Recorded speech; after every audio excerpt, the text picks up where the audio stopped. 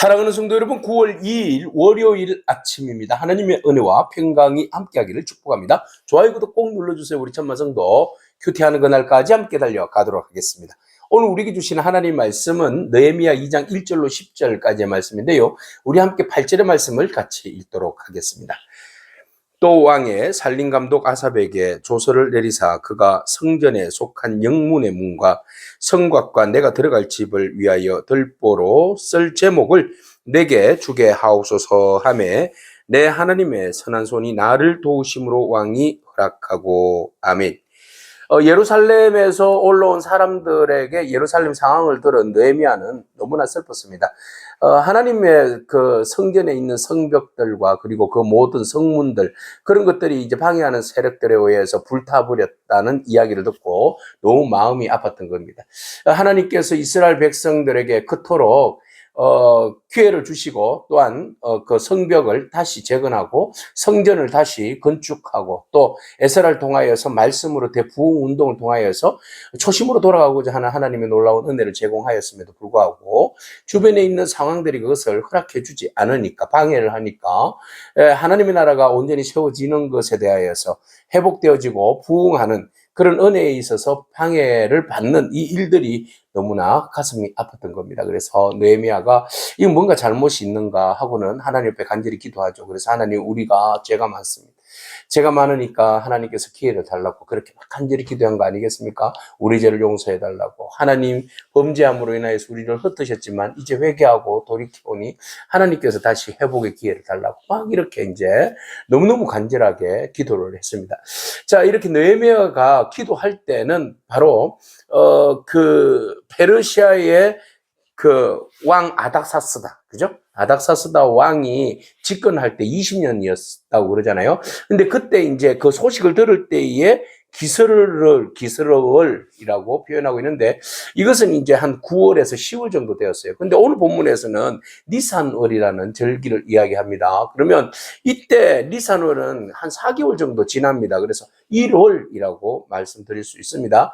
그러면 같은 해입니다. 이스라엘은 계산이 한 7월부터가 새해가 들어가니까 그냥 같은 해에 4개월이 지났어요. 그러면은 이때 4개월이 지나는 동안에 느헤미야는 뭐 했느냐?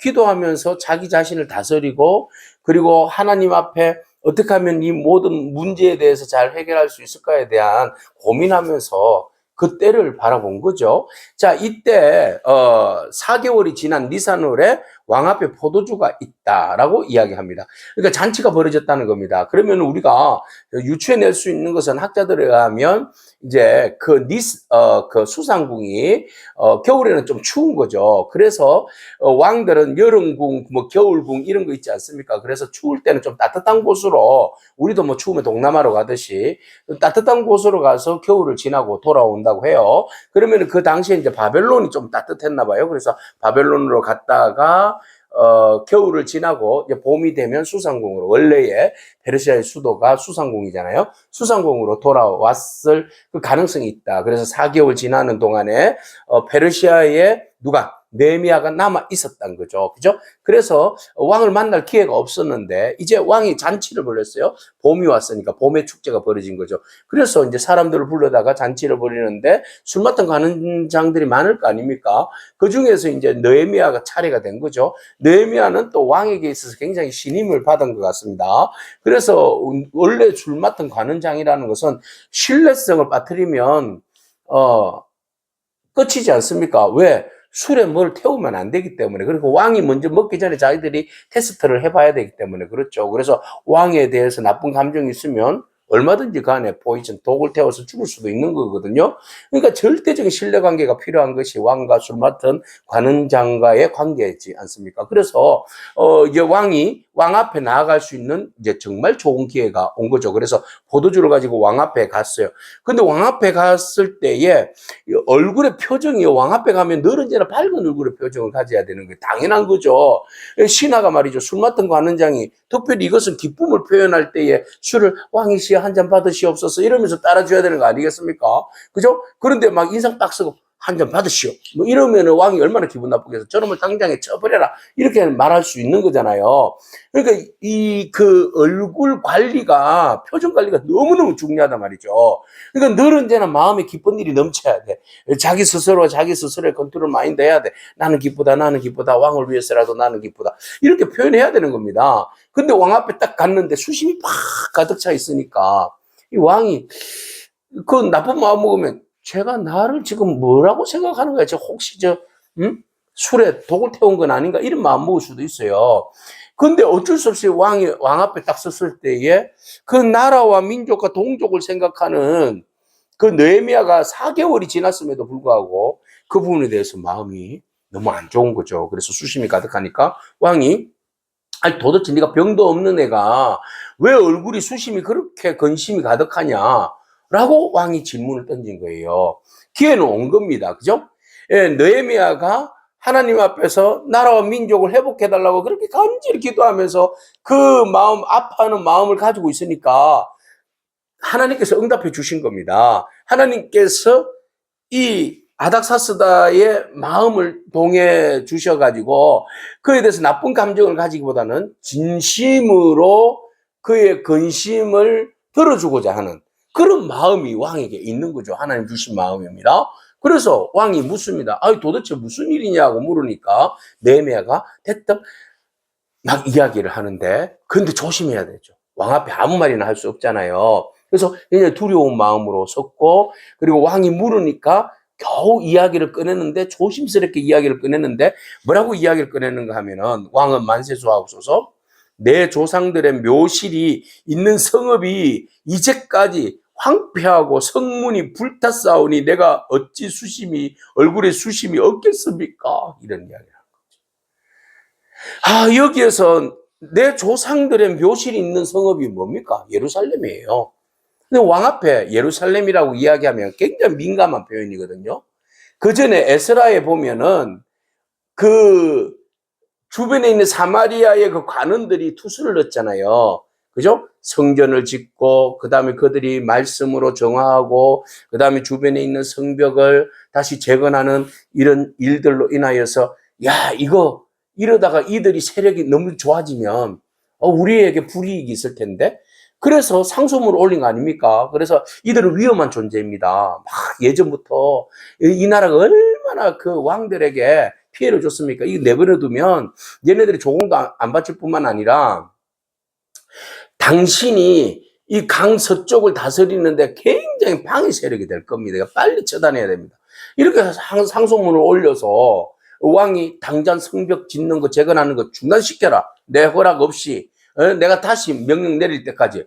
이렇게 해서 그게 차단되었던 거예요. 그래서 왕이 그때 뭐라고 이야기했는가 하면은 에스라 4장 19절에 보니까 왕들을 거역하여 항상 패역하고 반역한 자였다라고 아닥사스다도 이스라엘의 왕들에 대해서 그렇게 평가를 한 거죠. 유다 왕들에 대해서. 예, 다윗이나 이런 큰 왕들, 그죠? 예.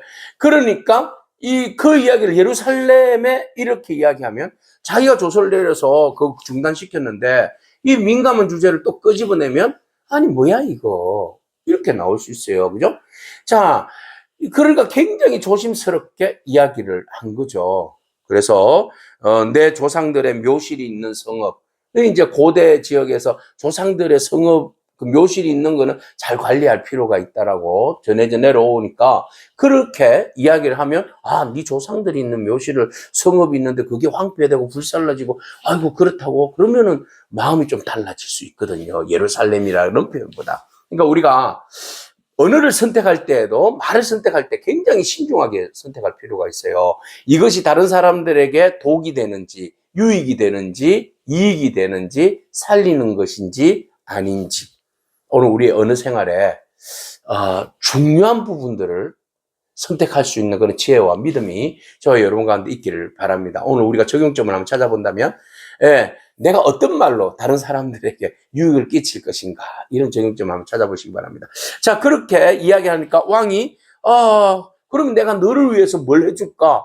이렇게 나온 거예요. 자, 여전히 그 사람의 마음을 움직여 가시는 분은 하나님이신 것을 우리가 절실히 보게 되잖아요. 그러니까 그가 잠시 동안 자기의 다른 이야기를, 소원을 이야기할 수도 있잖아요. 그런데 보세요. 느헤미야는 아주 신중한 사람이에요. 곧 하늘의 하나님께 묵도하고 기도하고 간절한 기도.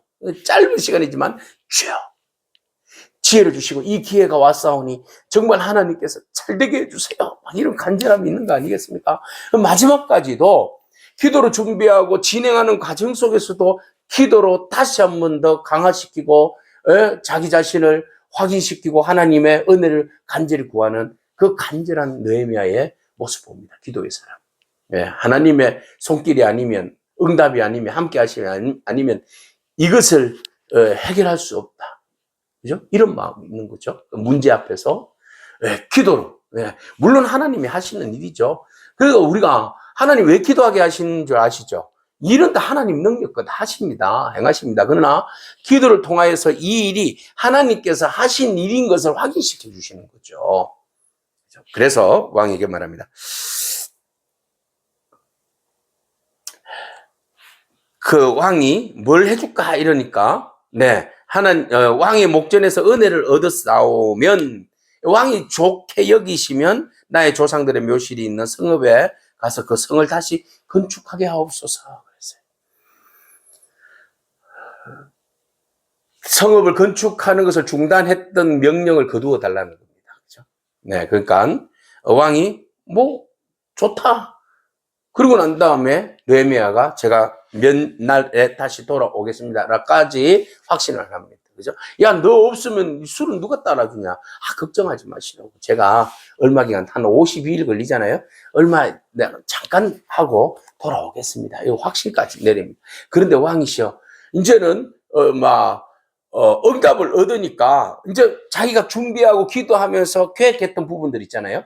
그런 것들은 이제 구체적으로 이야기합니다. 왕이시여, 우리가 가게 되면 예루살렘까지 가는데 많은 거리가 있고, 왕 유프라테스 강을 지나가다 보면 많은 고을마다 만나게 되고 그곳에 총독들이 있는데 저희들을 막을 수가 있고 방해할 수도 있고 가지 못하도록 방해할 수도 있지 않습니까?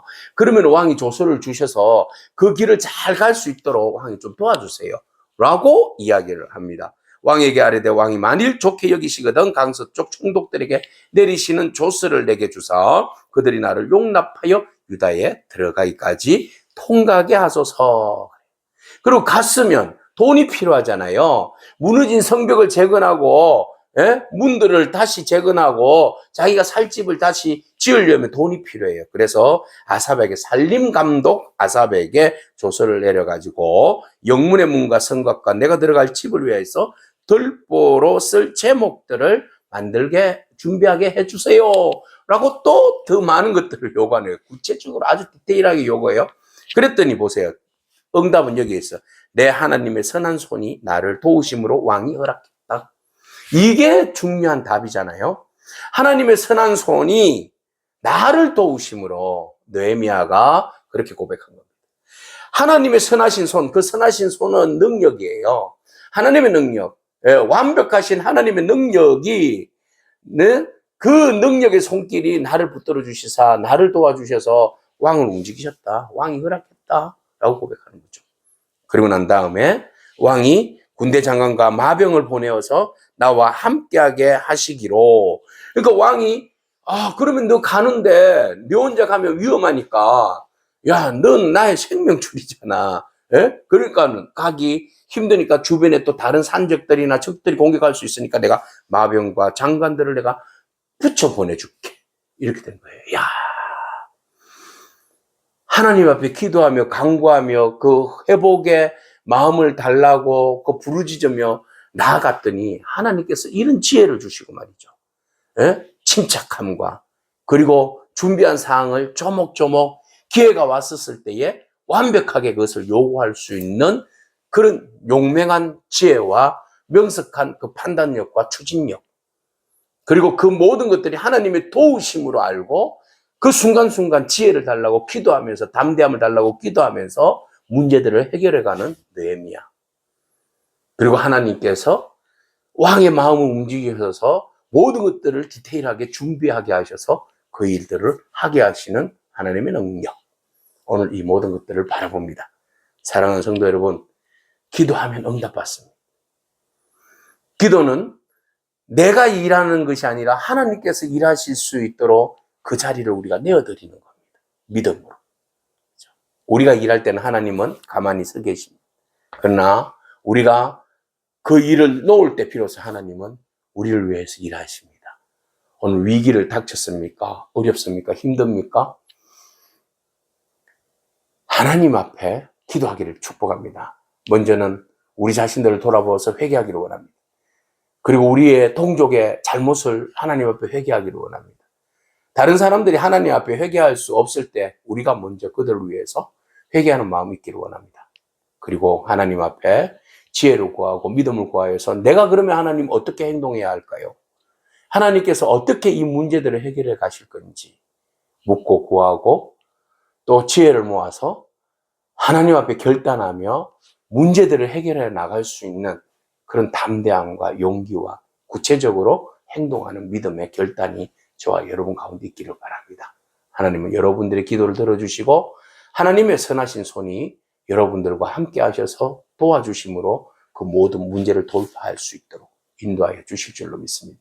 하나님은 사람의 마음을 바꾸어 주시고 그 사람들을 통하여서 여러분들의 간절한 기도에 응답의 해결자로 세워 주실 줄로 믿습니다. 그 하나님 바라보면서 믿음으로 승리하는 저와 여러분이기를 축복합니다. 아멘. 기도하겠습니다. 주님 감사합니다. 하나님의 선한 손길과 그리고 하나님께서 역사하시는 기도의 응답의 놀라운 능력을 바라봅니다. 하나님, 우리가 위기 앞에서 좌절하거나 잡다한 생각들로 근심과 걱정에 빠지지 않도록 우리의 마음을 지켜주옵소서. 위기 앞에서 먼저 하나님 앞에 기도하게 하시고 위기 앞에서 우리가 하나님 앞에 철저히 회개하게 하시며 하나님의 은혜로 문제가 돌파되어지고 풀어질 수 있도록 주님의 선하신 능력과 그 선하신 도우심을 구하는 저희들의 삶이 되게 하여 주옵소서. 하나님께서 일하시옵소서. 도와주시옵소서. 우리의 모든 산적한 문제들을 주님께서 해결하여 주시옵소서. 감사드립니다. 예수님에게 하신 이름으로 기도합니다. 아멘.